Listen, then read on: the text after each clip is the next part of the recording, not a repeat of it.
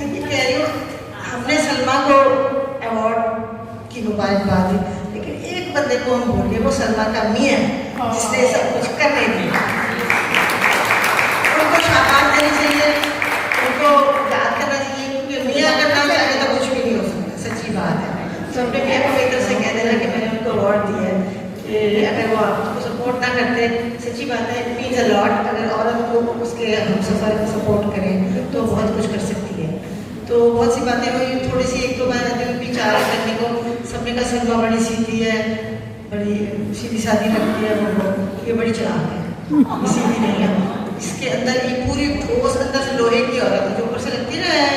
ना ना तो करें, ये पूरी ठोस सर से पाँव तक एक लोहा है इसके अंदर,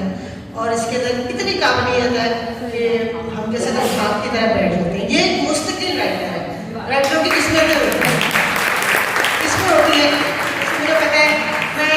कभी कभी की राइटर हूँ, कभी ना कभी हाँ, ये है पक्की टीट राइटर, इसने और कोई काम नहीं है मेरे,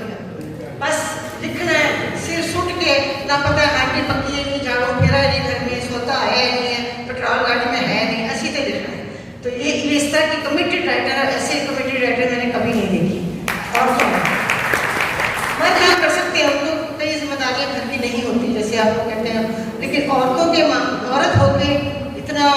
सफ़र भी करना, और वाकई बल्कि जैसी औरत जो बेचारी गाड़ी में बैठ के भी डरती रहती है कि हाय मैं कहीं गलत जगह ना चली जाऊँ, तो सलमा अकेली चल पड़ती है,